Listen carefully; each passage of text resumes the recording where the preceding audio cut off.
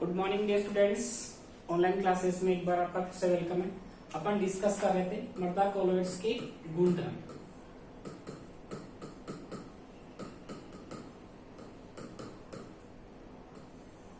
मृदा कोलोइड्स के गुणधर्म, properties of soil colloids, properties of soil colloids, जिसमें अपन ने डिस्कस किया था। फर्स्ट आपके पास इसमें आता है विषमांगता।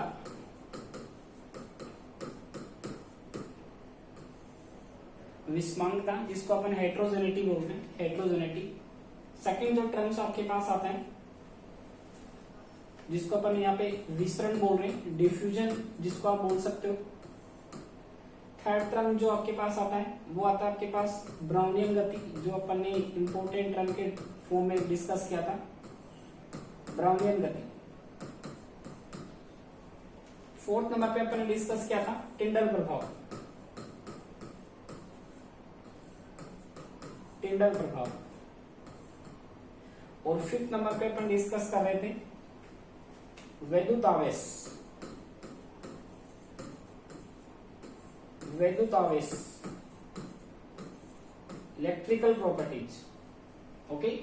और फिफ्थ नंबर पे अपन डिस्कस करेंगे अवक्षेपण,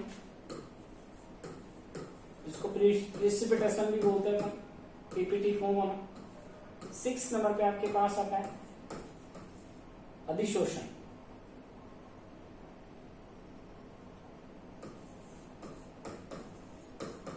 अधिशोषण।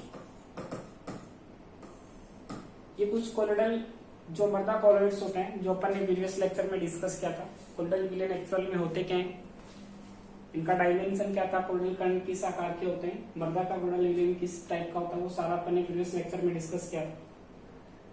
तो फर्स्ट अपन एक एक करके एक बार इनको समराइज कर रहे हैं कि ये जो प्रॉपर्टीज होती हैं सॉइल कोलोइड्स में, मृदा कोलोइड्स के, जिसमें फर्स्ट अपन डिस्कस कर रहे हैं यहाँ पे हेट्रोजेनिटी, विषमांगता। विषमांगता का मीनिंग यहाँ पे क्या है, हेट्रोजेनिटी का मीनिंग क्या होता है कि जो कोलोइडल विलयन होते हैं इसमें दो घटक होते हैं। कोलोइडल विलयन में टू कंपोनेंट्स प्रेजेंट होते हैं, दो घटक होते हैं जो अपन ने डिस्कस भी किया था। फर्स्ट जो कंपोनेंट था या फर्स्ट जो घटक था वो क्या था, परिचित अवस्था। फर्स्ट घटक को अपन क्या बोल रहे, परिचित अवस्था, जो अपन ने डिटेल में डिस्कस किया था। एक्चुअल में परिचित अवस्था होती क्या है कि विलयन में जो कम मात्रा में उपस्थित होगा उसको परिचित अवस्था बोलते हैं। एक तरह से विलय जिसको अपन बोल सकते हैं। सेकंड जो घटक होता है वो होता है आपके पास परिक्षेपण माध्यम, परिक्षेपण माध्यम, वो भी अपन ने डिस्कस किया था। परिक्षेपण माध्यम एक्चुअल में क्या होता है, एक तरह का विलायक होता है जो विलयन में अधिक मात्रा में होगा। कोलोइडल विलयन के टर्म में उसको अपन क्या बोलेंगे, परिक्षेपण माध्यम। ओके। तो विषमांगता का मीनिंग आप समझ के होंगे। हेट्रोजेनिटी का मीनिंग यहाँ पे किससे है कि कोलोइडल विलयन जो होते हैं उसमें दो घटक होते हैं, एक तो परिचित अवस्था होता है, एक परिक्षेपण माध्यम होता है। परिचित अवस्था को डिस्पर्स फेज भी बोलते हैं और परिक्षेपण माध्यम को बोलते हैं डिस्पर्जन मीडियम। ओके, क्लियर हो गया। सेकंड टर्म आपके पास आता है विसरण, जिसको अपन डिफ्यूजन बोलते हैं। विसरण का मीनिंग यहाँ पे किससे, मैंने आपको डिस्कस करवाया था कि वैज्ञानिक थॉमस क्राम ने क्लासिफाइड किया था कि ऐसे विलयन जो जंतु झिल्ली से आसानी से विसरित हो जाते हैं वो क्रिस्टलोइड्स होते हैं, और जो जंतु झिल्ली से आसानी से विसरित नहीं होते हैं, जिसमें कणों का आकार थोड़ा बड़ा होता है।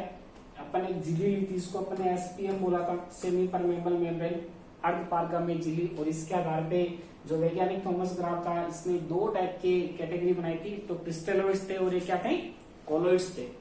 और इसी के आधार पे वैज्ञानिक थॉमस ग्राम को, ये भी ध्यान रखेंगे इंपोर्टेंट टर्म से, वैज्ञानिक थॉमस ग्राम को मृदा कोलोइड का जनक कहा जाता है।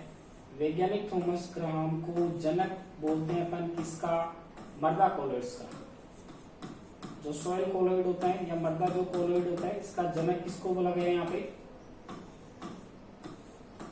वैज्ञानिक थॉमस ग्राम को। ओके, तो ये ध्यान रखेंगे, आपसे कोई भी पूछ सकता है कि सॉइल कोलोइड का जनक किसको कहा गया है, वैज्ञानिक थॉमस ग्राम को। इसने दो कैटेगरी बनाई थी, क्रिस्टलोइड्स और कोलोइड्स। तो विसरण का मीनिंग यहाँ पे क्या होगा, आप क्लियरली एक्सप्लेन कर सकते हैं कि कोल्डल विलियन जो होते हैं इनमें जो कणों का आकार होता है वो थोड़ा बड़ा होता है ट्रू सॉल्यूशन के कंपेयर में। आकार की अपन बात कर रहे थे तो आकार इनका कितना डिफाइन किया था आपने, 1 नैनोमीटर से लेकर के 1000 नैनोमीटर, 1 नैनोमीटर टू 1000 नैनोमीटर। इस आकार के कण जिस विलियन में होते हैं वो विलियन कोलोइडल विलियन होता है। और इस आकार वाले जो कण होते हैं वो जंतु झिल्ली से आसानी से विसरित नहीं हो पाते हैं, इसलिए अपन ने विसरण के अकॉर्डिंग अपन बोलते हैं कि ये जो विलियन होते हैं वो जंतु झिल्ली से विसरित नहीं हो पाते हैं। ओके, क्लियर हो गया होगा ये भी आप। थर्ड टर्म अपन डिस्कस कर रहे थे ब्राउनियन गति, ब्राउनियन मूवमेंट जिसको अपन बोल रहे हैं। ब्राउनियन मूवमेंट अपन डिस्कस कर रहे हैं कि ब्राउनियन गति एक्चुअल में क्या होती है। ब्राउनियन मूवमेंट में अपन ने डिस्कस किया था कि वैज्ञानिक आपके पास था रॉबर्ट ब्राउन। वैज्ञानिक का क्या नाम था, रॉबर्ट ब्राउन। वैज्ञानिक था आपके पास रॉबर्ट ब्राउन। और रॉबर्ट ब्राउन ने एक्सप्लेन किया था कि कोल्डल विलियन जो होते हैं वो कुछ इस टाइप से मोशन करते हैं जिसको अपन ने जिगजैग मोशन नाम दिया था, टेढ़ी मेढ़ी गति। और इस गति को ही वैज्ञानिक रॉबर्ट ब्राउन ने अपने नाम के अकॉर्डिंग क्या नाम रखा था, ब्राउनियन गति।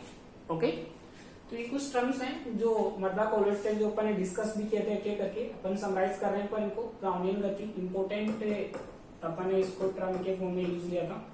रॉबर्ट ब्राउन के अकॉर्डिंग जो कोल्डल कण होते हैं वो टेढ़ी मेढ़ी या जिगजैग फॉर्म में मोशन करते हैं, एक पर्टिकुलर मोशन नहीं होती उनकी, टेढ़ी मेढ़ी मोशन होती है जिगजैग फॉर्म में, उसको अपन क्या बोलते हैं, ब्राउनियन गति बोलते हैं।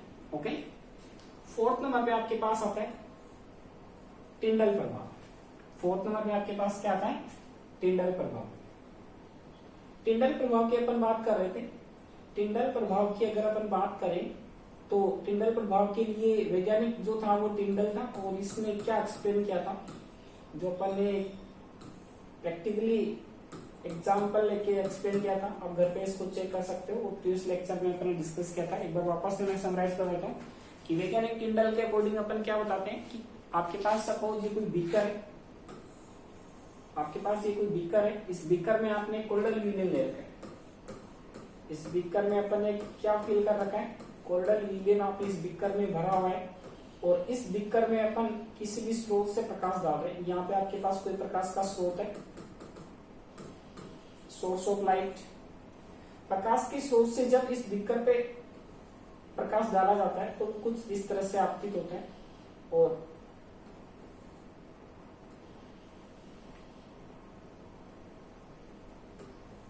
कुछ इस तरह से जब वो डिफ्लेक्ट होता है तो आपको कुछ ऐसा वहां पे पाथ फॉर्म होता हुआ दिखाई देता है।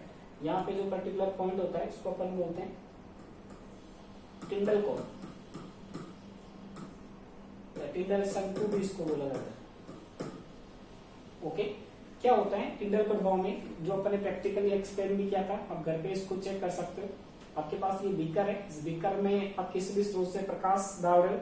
जब प्रकाश की किरणें इस बीकर पे आपतित होती हैं तो वो कुछ ऐसे डिफ्लेक्ट होती हैं, यहाँ से प्रकाश की किरणें आ रही है और यहाँ पे आके मिल रही है और वो वापस ऐसे पास आउट हो रही है इस बीकर से। और आपको क्या होता है, यहाँ पे अपन जब इसको मेंशन करना है इस प्रकाश को, यहाँ पे आपके पास आप इसको यहाँ से मेंशन कर रहे हो, यहाँ पे आई जिसको अपन बोल सकते हैं। इस एंगल से जब अपन इसको चेक करते हैं तो यहाँ पे आपको एक चमकीला पाथ दिखाई देगा। चमकीला पाथ का मतलब ये जो आप फॉर्म कर रहे हो इसमें आपको कोल्डल कण शाइनिंग करते हुए दिखेंगे, चमकते हुए दिखेंगे। इसी घटना को वैज्ञानिक टिंडल ने नाम देते हैं टिंडल प्रभाव, कि जब अपन इसी बीकर में कोलोइडल विलियन लेकर प्रकाश के स्रोत से जब इस पे प्रकाश आपतित करवाया जाता है तो कुछ इस तरह से डिफ्लेक्ट होता है। यहाँ से प्रकाश की किरणें आ रही, यहाँ पे मिल रही है, यहाँ से वापस से परावर्तित हो रही है, डिफ्लेक्ट हो रही है यहाँ से। ठीक है, तो जब अपन यहाँ से मेंशन करते हैं इस एंगल से तो आपको कुछ एक चमकीला पाथ दिखाई देता है जिसमें आपको कोल्डल कण जो होते हैं वो चमकते हुए दिखाई देते हैं। इसी घटना को क्या नाम दिया था वैज्ञानिक टिंडल ने, टिंडल प्रभाव। अब क्वेश्चन आता है कि प्रकाश के कण ऐसे कैसे शाइनिंग करते हुए दिखते हैं। अगर आप इस बीकर में कोलोइडल सॉल्यूशन की जगह दूसरा सॉल्यूशन लेते हो, नॉर्मल सॉल्यूशन अगर अपन फिल करते हैं तो ये घटना आपको प्रदर्शित नहीं होती है। कोलोइडल विलियन के केस में ऐसा प्रदर्शित होता है, यानी कि जो बाकी विलियन होते हैं ट्रू सॉल्यूशन वगैरह, सस्पेंशन वगैरह, वो कोलोइडल विलियन के अकॉर्डिंग गुणधर्म प्रदर्शित नहीं करते हैं। कोल्डल विलियन ओनली क्या प्रदर्शित करते हैं, टिंडल प्रभाव दर्शाते हैं। तो ऐसा होता क्या है, प्रकाश के कण प्रकीर्णित हो जाते हैं, या अपन ये बोल सकते हैं scattering of light. Scattering of light, प्रकाश जब कोल्डल कणों पे टकराता है तो कणों से टकरा के प्रकाश की किरणें जो होती है वो स्कैटरिंग ऑफ लाइट, प्रकीर्णन हो जाता है वहां पे प्रकाश का, उसके आधार पे वो आपको शाइनिंग करते हुए दिखाई पड़ता है। ओके, इसको अपन ने नाम दिया था टिंडल प्रभाव, और प्रैक्टिकली अपन चेक भी कर सकते हैं। आप घर पे 2 बोतल है ना ट्रांसपेरेंट, एक बोतल में आप कोल्डल विलियन भरना और दूसरे बोतल में आप नॉर्मल सप्टे विलियन फिल करना। जब अपन कोल्डल विलियन पे प्रकाश डालते हैं तो वो प्रकाश एक पाप के फॉर्म में आपको दिखाई देता है, उसमें कोल्डल कण आपको शाइनिंग करते हुए सीन होते हैं। इसी घटना को वैज्ञानिक टिंडल ने क्या नाम दिया था, टिंडल प्रभाव नाम दिया था। कुछ एवरीडे लाइफ में इसके एग्जांपल्स भी हैं, वो आप चेक कर सकते हो घर पे। जब किसी अंधेरे कमरे में किसी होल से, रोशनदान से जब प्रकाश आपतित होता है तो उस कंडीशन में वो प्रकाश एक पाप के फॉर्म में आता है, उसमें डस्ट के कण आपको दिखते हैं। वो भी इसी तरह की घटना है जिसको भी अपन टिंडल प्रभाव बोल सकते हैं। और भी काफी सारे एग्जांपल्स हैं इसके। घनेदार जंगलों में जब अपन जाते हैं तो उस कंडीशन में कुछ होल हो जाते हैं उनके बीच में, और वहां से भी जब प्रकाश की किरणें गिरती हैं तो वो भी एक पात के फॉर्म में आती है, उसमें भी धूल के कण उड़ते हुए दिखाई देते हैं अपने को, वो भी एक टिंडल प्रभाव होता है। काफी सारे एग्जांपल्स है, सिनेमा हॉल में भी इस तरह की घटना देखी जा सकती है। ओके, इसको अपन टिंडल प्रभाव बोलते हैं। बाकी अपन नेक्स्ट क्लास में डिस्कस कर रहे हैं बाकी की जो प्रॉपर्टीज है। थैंक्स।